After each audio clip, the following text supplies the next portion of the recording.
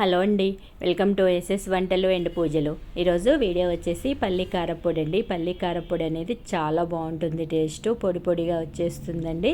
అస్సలు ఖరాబ్ కాదు. 1 మంత్ వరకు కూడా మనం దీన్ని స్టోర్ చేసుకోవచ్చు.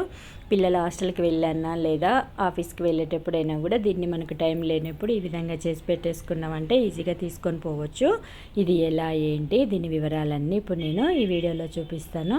మీరు స్కిప్ చేయకుండా చూడండి. ప్రాసెస్లకు ఏంటనేది వెళ్ళిపోదాం.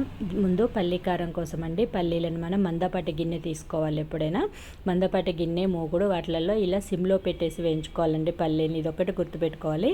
సిమ్లో పెట్టి వేయించేసుకున్న తర్వాత స్టవ్ బంద్ చేసండి.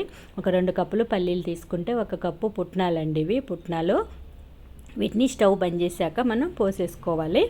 తర్వాత వేడిగా ఉన్నప్పుడు ఒకసారి దీన్ని మొత్తం కలిపేసుకొని పక్కన పెట్టేసుకోవాలి.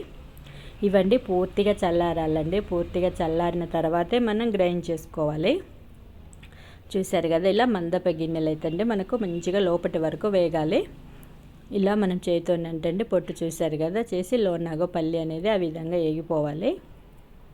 ఇప్పుడు వీటన్నిటిని మనం మిక్సీ జార్లో వేసేసుకొని, వీటికంటే పొట్టు తీయొద్దు అసలు.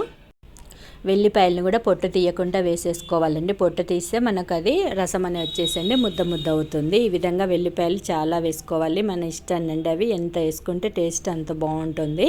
తర్వాత 1 స్పూన్ జీలకర్ర వేసేసుకోవాలి. మన తినే కారాన్ని బట్టండి. 2 స్పూన్ల కారం వేసేసుకొని దానికి సరిపడా సాల్ట్ వేసేసుకోవాలి. సింపుల్ మెథడ్స్లో అండి, టేస్ట్ కూడా చాలా బాగుంటుంది. వీటికి మెయిన్ టేస్ట్ వచ్చేసండి పల్లీలు పొట్టు తీయొద్దు. అదేవిధంగా ఈ వెల్లిపాయలు అనేది చాలా వేసేసుకోవాలి. ఇప్పుడు వీటన్నిటిని గ్రైండ్ చేసుకుంటే చూసారు కదా ఇలా పొడి పొడిగా వచ్చేస్తుంది. అదే పొట్టు తీసేసండి అచ్చం పల్లీలు అయితే మనకు ముద్ద ముద్ద అవుతుంది. వెల్లుల్ని కూడా పొట్టు తీయకుండా ఈ విధంగా వేసేసుకుంటే చాలా కమ్మగా ఉంటుందండి. మీకు నచ్చింది కదా, నచ్చితే ఒక లైక్ చేయండి, షేర్ చేయండి, సబ్స్క్రైబ్ చేసుకోండి.